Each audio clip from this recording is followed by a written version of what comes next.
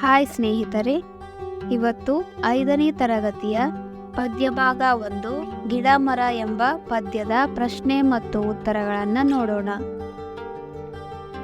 ಕೊಟ್ಟಿರುವ ಪ್ರತಿಯೊಂದು ಪ್ರಶ್ನೆಗಳಿಗೆ ಒಂದೊಂದು ವಾಕ್ಯದಲ್ಲಿ ಉತ್ತರಿಸಿ.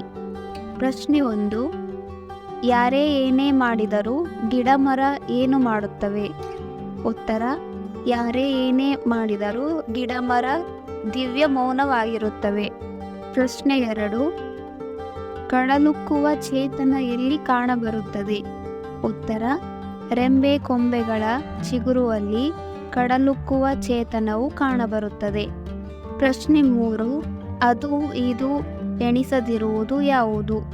ಉತ್ತರ: ಜಾತಿ, ಮತ, ಪಂಥ ಎಣಿಸದಿರುವುದು ಗಿಡ ಮರಗಳು. ಪ್ರಶ್ನೆ 4, ಗಿಡ ಮರಗಳು ಹೇಗೆ ಬೆಳೆದು ಅರಳುತ್ತಿವೆ? ಉತ್ತರ: ಮಳೆ, ಚಳಿ, ಗಾಳಿ, ಬಿಸಿಲು ಲೆಕ್ಕಿಸದೆ ತಡೆ ಹಿಡಿದು ನಿಂದು ಮರಗಳು ಬೆಳೆದು ಅರಳುತ್ತಿವೆ.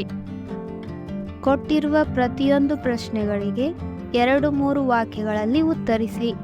ಪ್ರಶ್ನೆ 1, ಬೆಳೆದು ನಿಂತ ಗಿಡ ಮರ ಹೇಗಿವೆ?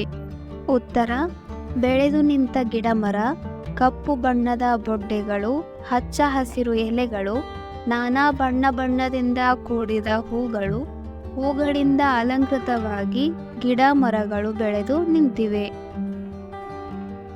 ಪ್ರಶ್ನೆ 2, ಯಾರ ಮಾತಿನಂತೆ ಮನ ಇಲ್ಲ, ಏಕೆ? ಉತ್ತರ: ಮನುಷ್ಯನ ಮಾತಿನಂತೆ ಅವನ ಮನ ಇಲ್ಲ. ಅವನ ಮನಸ್ಸಿನ ತುಂಬೆಲ್ಲ ಕೇವಲ ವರ್ಣ, ಜಾತಿ, ಧರ್ಮ ಮುಂತಾದವುಗಳ ಹೀನ ವಿಚಾರಗಳು ತುಂಬಿಕೊಂಡಿವೆ. ಅದಕ್ಕಾಗಿ ಮಾತಿನಂತೆ ಅವರ ಮನಸ್ಸು ಇಲ್ಲ. ಪ್ರಶ್ನೆ 3, ಗಿಡ ಮರಗಳು ಯಾವುದನ್ನು ಮೀರಿ ಬೆಳೆದವು?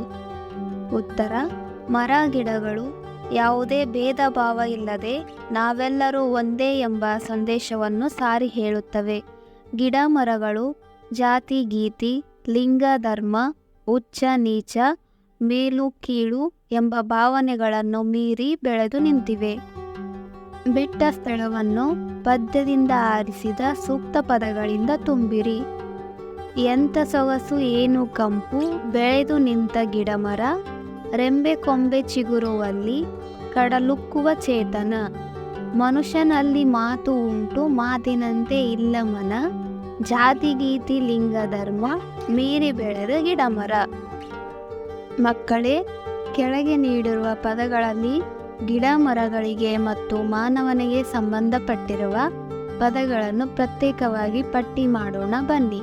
ಬೊಡ್ಡೆ ಗಿಡಮರ, ಮಾತು ಮಾನವ, ಅವನು ಮಾನವ, ಮನ ಮಾನವ, ಹಸಿರು ಗಿಡಮರ, ಧರ್ಮ ಮಾನವ, ಚಿಗುರು ಗಿಡಮರ, ಜಾತಿ ಮಾನವ, ಹೂವು ಗಿಡಮರ, ಕೊಂಬೆ ಗಿಡಮರ, ಅವಳು ಮಾನವ, ರೆಂಬೆ ಗಿಡಮರ.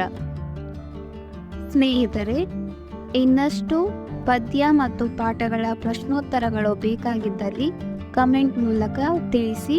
ಹಾಗೆ ಲೈಕ್ ಮಾಡಿ, ಹಾಗೆ ಸಬ್ಸ್ಕ್ರೈಬ್ ಮಾಡಲು ಮರೆಯಬೇಡಿ. ಲೈಕ್ ಮಾಡಿ, ಶೇರ್ ಮಾಡಿ, ಫಾಲೋ ಮಾಡಿ. ಧನ್ಯವಾದಗಳು.